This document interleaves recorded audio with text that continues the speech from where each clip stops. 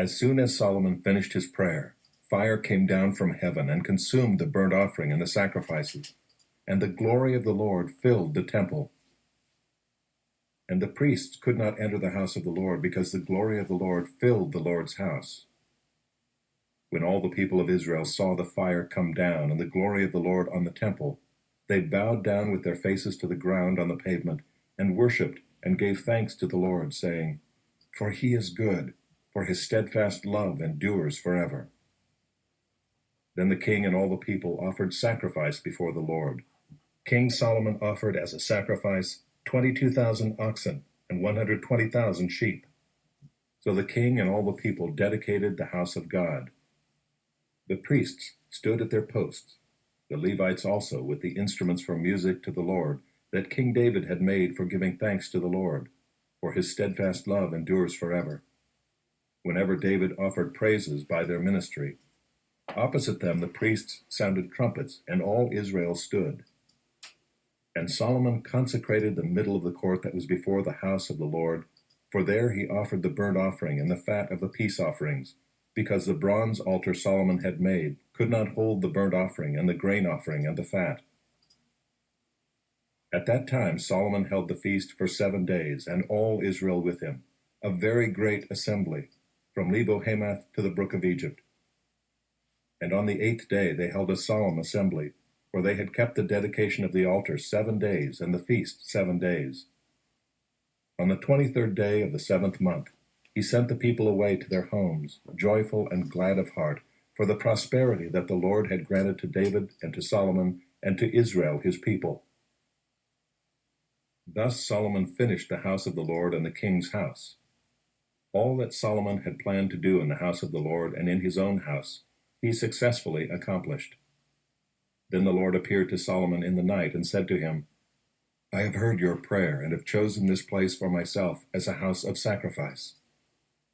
When I shut up the heavens so that there is no rain, or command the locust to devour the land, or send pestilence among my people, if my people who are called by my name humble themselves and pray and seek my face and turn from their wicked ways, then I will hear from heaven and will forgive their sin and heal their land. Now my eyes will be open and my ears attentive to the prayer that is made in this place. For now I have chosen and consecrated this house that my name may be there forever. My eyes and my heart will be there for all time. And as for you, if you will walk before me as David your father walked, doing according to all that I have commanded you, and keeping my statutes and my rules, then I will establish your royal throne, as I covenanted with David your father, saying, You shall not lack a man to rule Israel. But if you turn aside and forsake my statutes and my commandments that I have set before you, and go and serve other gods and worship them, then I will pluck you up from my land that I have given you, and this house that I have consecrated for my name I will cast out of my sight, and I will make it a proverb and a byword among all peoples. And at this house, which was exalted, everyone passing by will be astonished and say, Why has the Lord done thus to this land and to this house? Then they will say, Because they abandoned the Lord, the God of their fathers, who brought them out of the land of Egypt, and laid hold on other gods, and worshipped them and served them. Therefore he has brought all this disaster on them.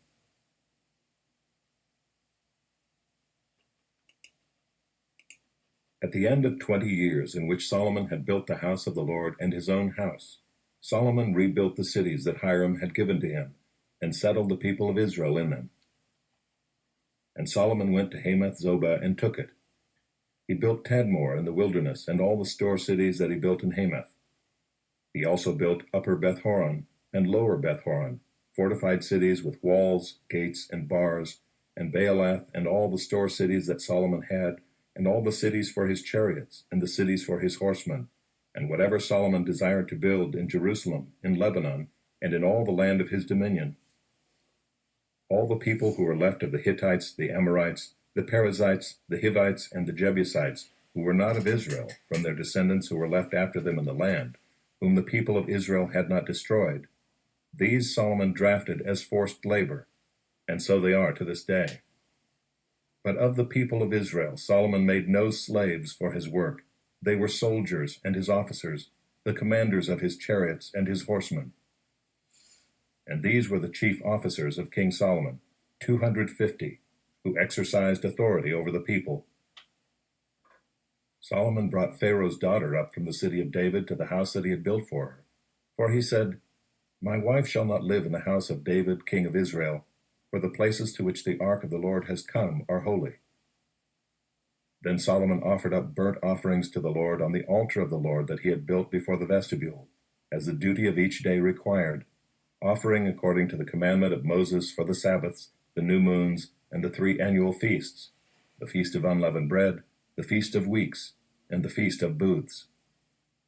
According to the ruling of David his father, he appointed the divisions of the priests for their service, and the Levites for their offices of praise and ministry before the priests, as the duty of each day required, and the gatekeepers in their divisions at each gate, for so David the man of God had commanded.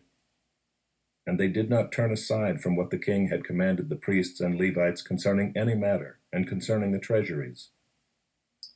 Thus was accomplished all the work of Solomon from the day the foundation of the house of the Lord was laid, until it was finished. So the house of the Lord was completed.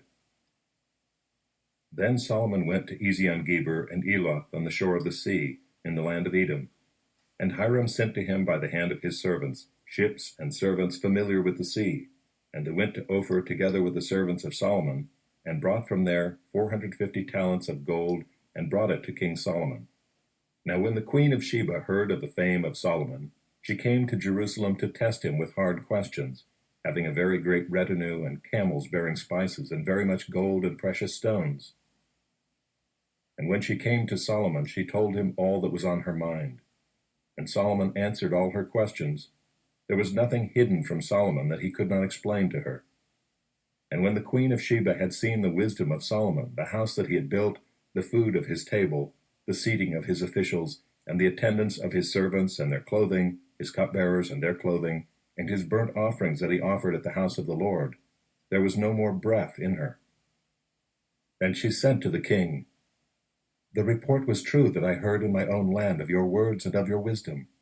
But I did not believe the reports until I came and my own eyes had seen it. And behold, half the greatness of your wisdom was not told me. You surpass the report that I heard. Happy are your wives, happy are these your servants, who continually stand before you and hear your wisdom. Blessed be the Lord your God, who has delighted in you and set you on his throne as king for the Lord your God. Because your God loved Israel and would establish them forever, he has made you king over them, that you may execute justice and righteousness. Then she gave the king 120 talents of gold and a very great quantity of spices and precious stones. There were no spices such as those that the queen of Sheba gave to King Solomon. Moreover, the servants of Hiram and the servants of Solomon, who brought gold from Ophir, brought algum wood and precious stones. And the king made from the algum wood supports for the house of the Lord and for the king's house, lyres also and harps for the singers. There never was seen the like of them before in the land of Judah. And King Solomon gave to the queen of Sheba all that she desired, whatever she asked besides what she had brought to the king. So she turned and went back to her own land with her servants. Now the weight of gold that came to Solomon in 1 year was 666 talents of gold, besides that which the explorers and merchants brought. And all the kings of Arabia and the governors of the land brought gold and silver to Solomon. King Solomon made 200 large shields of beaten gold. 600 shekels of beaten gold went into each shield. And he made 300 shields of beaten gold. 300 shekels of gold went into each shield. And the king put them in the house of the forest of Lebanon. The king also made a great ivory throne, and overlaid it with pure gold. The throne had 6 steps, and a footstool of gold, which were attached to the throne, and on each side of the seat were armrests, and 2 lions standing beside the armrests, while 12 lions stood there, one on each end of a step on the 6 steps. Nothing like it was ever made for any kingdom. All King Solomon's drinking vessels were of gold, and all the vessels of the house of the forest of Lebanon were of pure gold. Silver was not considered as anything in the days of Solomon. For the king's ships went to Tarshish with the servants of Hiram. Once every 3 years the ships of Tarshish used to come bringing gold, silver, ivory, apes, and peacocks. Thus King Solomon excelled all the kings of the earth in riches and in wisdom. And all the kings of the earth sought the presence of Solomon to hear his wisdom, which God had put into his mind. Every one of them brought his present, articles of silver and of gold, garments, myrrh, spices, horses, and mules, so much year by year. And Solomon had 4,000 stalls for horses and chariots, and 12,000 horsemen, whom he stationed in the chariot cities and with the king in Jerusalem. And he ruled over all the kings from the Euphrates to the land of the Philistines and to the border of Egypt. And the king made silver as common in Jerusalem as stone, and he made cedar as plentiful as the sycamore of the Shephelah. And horses were imported for Solomon from Egypt and from all lands. Now the rest of the acts of Solomon, from first to last, are they not written in the history of Nathan the prophet, and in the prophecy of Ahijah the Shilonite, and in the visions of Iddo the seer concerning Jeroboam the son of Nebat? Solomon reigned in Jerusalem over all Israel 40 years. And Solomon slept with his fathers, and was buried in the city of David his father. And Rehoboam his son reigned in his place. To the choirmaster, a psalm of David. The heavens declare the glory of God, and the sky above proclaims his handiwork. Day to day pours out speech, and night to night reveals knowledge. There is no speech, nor are there words, whose voice is not heard. Their voice goes out through all the earth, and their words to the end of the world. In them he has set a tent for the sun, which comes out like a bridegroom leaving his chamber, and like a strong man runs its course with joy. Its rising is from the end of the heavens, and its circuit to the end of them, and there is nothing hidden from its heat. Then Jesus said to the crowds and to his disciples, The scribes and the Pharisees sit on Moses' seat, so do and observe whatever they tell you, but not the works they do, for they preach, but do not practice. They tie up heavy burdens, hard to bear, and lay them on people's shoulders, but they themselves are not willing to move them with their finger. They do all their deeds to be seen by others. For they make their phylacteries broad and their fringes long, and they love the place of honor at feasts, and the best seats in the synagogues, and greetings in the marketplaces, and being called rabbi by others. But you are not to be called rabbi, for you have one teacher, and you are all brothers. And call no man your father on earth, for you have one Father who is in heaven. Neither be called instructors, for you have one instructor, the Christ. The greatest among you shall be your servant. Whoever exalts himself will be humbled, and whoever humbles himself will be exalted. But woe to you, scribes and Pharisees, hypocrites, for you shut the kingdom of heaven in people's faces. For you neither enter yourselves nor allow those who would enter to go in. Woe to you, scribes and Pharisees, hypocrites, for you travel across sea and land to make a single proselyte, and when he becomes a proselyte, you make him twice as much a child of hell as yourselves. Woe to you, blind guides, who say, If anyone swears by the temple, it is nothing, but if anyone swears by the gold of the temple, he is bound by his oath. You blind fools! For which is greater, the gold or the temple that has made the gold sacred? And if you say, If anyone swears by the altar, it is nothing, but if anyone swears by the gift that is on the altar, he is bound by his oath. You blind men! For which is greater, the gift or the altar that makes the gift sacred? So whoever swears by the altar swears by it and by everything on it. And whoever swears by the temple swears by it and by him who dwells in it. And whoever swears by heaven swears by the throne of God and by him who sits upon it. Woe to you, scribes and Pharisees, hypocrites! For you tithe mint and dill and cumin, and have neglected the weightier matters of the law, justice and mercy and faithfulness. These you ought to have done without neglecting the others.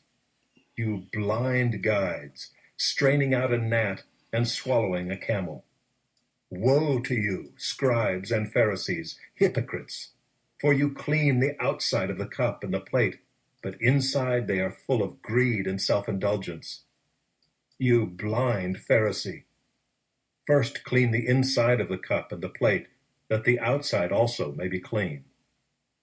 Woe to you, scribes and Pharisees, hypocrites! For you are like whitewashed tombs, which outwardly appear beautiful, but within are full of dead people's bones and all uncleanness. So you also outwardly appear righteous to others, but within you are full of hypocrisy and lawlessness. Woe to you, scribes and Pharisees, hypocrites! For you build the tombs of the prophets and decorate the monuments of the righteous, saying, If we had lived in the days of our fathers, we would not have taken part with them in shedding the blood of the prophets. Thus you witness against yourselves that you are sons of those who murdered the prophets. Fill up, then, the measure of your fathers. You serpents, you brood of vipers, how are you to escape being sentenced to hell?